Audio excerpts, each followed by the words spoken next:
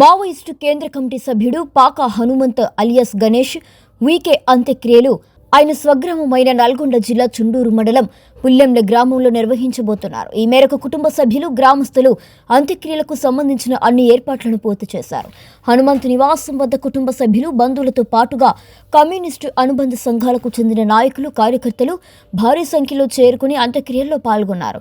శనివారం హనుమంత్ సోదరుడు, బంధుమిత్రులు ఒడిశాలోని కందమాల్కు చేరుకోగా వైద్యులు మృతదేహానికి పోస్టు మార్టం నిర్వహించి అనంతరం మృతదేహాన్ని కుటుంబ సభ్యులకు అప్పగించారు. అక్కడి నుంచి స్వగ్రామానికి తీసుకొచ్చిన హనుమంత్ మృతదేహాన్ని చూసేందుకు గ్రామస్తులు పెద్ద సంఖ్యలో తరలివచ్చారు.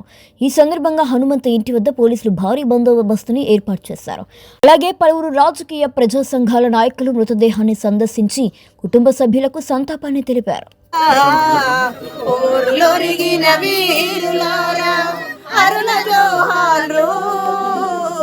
ప్రజల కొరకు ప్రాణమిచ్చి అమరులయ్యారా, మాపై బాధ్యతుంచారా. ప్రజలే మా ప్రాణమనిరి, బంధుకే మా బంధువనిరి. ప్రజలే మా ప్రాణమనిరి, బంధుకే మా బంధువనిరి. బంధుకులోన ప్రజల రాజ్యం తెస్తామన్నారు, తప్పక వస్తదన్నారు.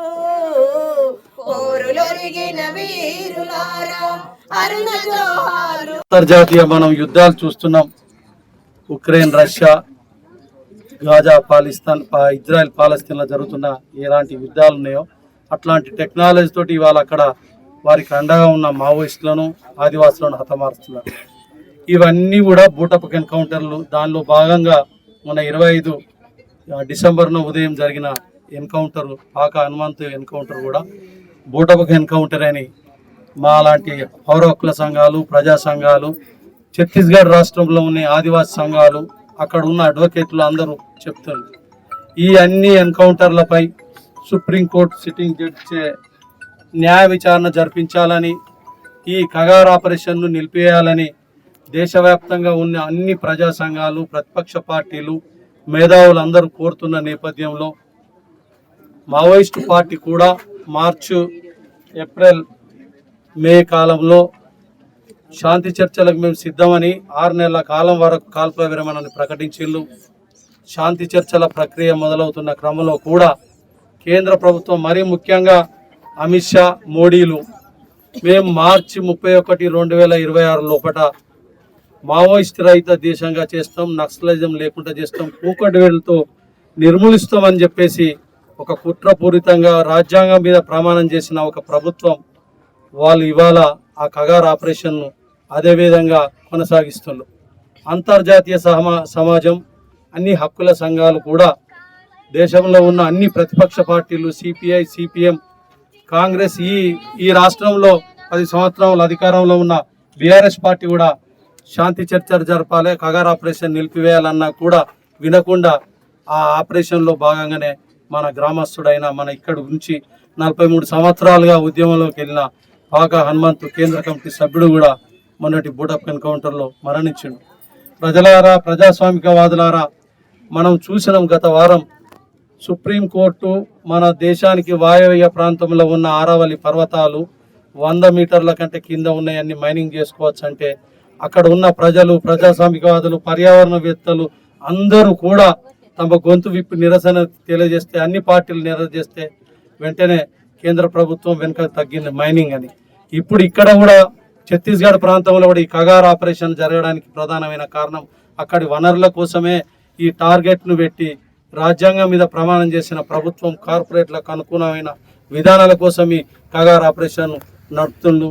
కాబట్టి మనమందరం గొంతు విప్పి ఈ బూటప్ ఎన్కౌంటర్లను నిలిపివేయాలని, కగార్ ఆపరేషన్ను నిలిపివేయాలని, ఇక్కడ ఉన్న తెలంగాణ రాష్ట్ర ప్రభుత్వం కూడా, కాంగ్రెస్ ప్రభుత్వం కూడా బూటప్ ఎన్కౌంటర్ల కగార్ ఆపరేషన్ కోసం నిలిపివేయాలని వాళ్ళు కూడా మాట్లాడిళ్ళు. ఇప్పటికిప్పుడు ఈ ఆపరేషన్ నిలిపివేయాలంటే మన అందరి గొంతులు, మన అన్ని పార్టీలు, ప్రజా సంఘాలు అన్ని గొంతులు బీజేపీ కేంద్ర ప్రభుత్వం మీద ఒత్తిడి తీసుకొస్తే తప్ప ఈ కగార్ ఆపరేషన్ నిలిపే పరిస్థితి లేదు. ఒకవైపు కగార్ ఆపరేషన్ అయిపోతుంది, ఇంకా ఉన్న 3 నెలలే అని చెప్పేసి అత్యంత కుట్రపూరితంగా అక్కడ వివరిస్తూ ఇప్పుడు ఉద్యమకారులని, నిజానికి ఉద్యమకారులతో పాటు వీటికి అండగా ఉన్న అన్ని హక్కుల సంఘాలు కావచ్చు, మిగతా వాళ్ళం కావచ్చు కూడా ఒకవైపుగా వాళ్ళందరినీ మాట్లాడే గొంతులను కూడా చేయకుండా ఒక కుట్రపూరితంగా గత వారం 21న గాదా ఇన్నే తెలంగాణ వాది మనందరికీ తెలుసు. తెలంగాణ ఉద్యమంలో కీలకంగా పనిచేసిన వ్యక్తి, అట్లాగే భారత్ బచావోలో కూడా కీలకంగా పనిచేసిన ఒక ప్రజాస్వామికవాది.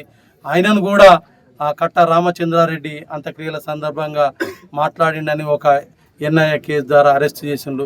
ఇవన్నీ కూడా మనందరి మీద ఒక నిర్బంధం ప్రయోగించే క్రమంలో జరుగుతుంది. కాబట్టి మన రాష్ట్ర కాంగ్రెస్ ప్రభుత్వంతో పాటు బీఆర్ఎస్, సిపిఐ, సిపిఎం అన్ని పార్టీలు కూడా రేపు జరగబోయే 29 తారీఖు నాడు రేపు జరగబోయే అసెంబ్లీ శీతాకాల సమావేశాలలో ఈ కగార్ ఆపరేషన్ నిలిపివేయాలని, గాదా ఇన్నేను విడుదల చేయించాలని ఈ మావోయిస్టు పార్టీ తోటి శాంతి చర్చలు జరిపి అక్కడ ఉన్న ఆదివాసుల అటువంటి డిమాండ్ అయినటువంటి గ్రామ సభ తీర్మానం, పెసా చట్టం అమలు, 5th షెడ్యూల్ అమలు, వాళ్ళ జీవించే హక్కుల గురించి మాట్లాడాల్సిందిగా మనం అందరం ఇక్కడ ఉన్న మన ప్రజాప్రతినిధులను అందరినీ కూడా అడగాలని, వాళ్ళ వైపు వాళ్ళ దృష్టికి తీసుకొచ్చి రేపు జరగబోయే శీతాకాల సమావేశంలో చేయాలని డిమాండ్ చేస్తున్నాం.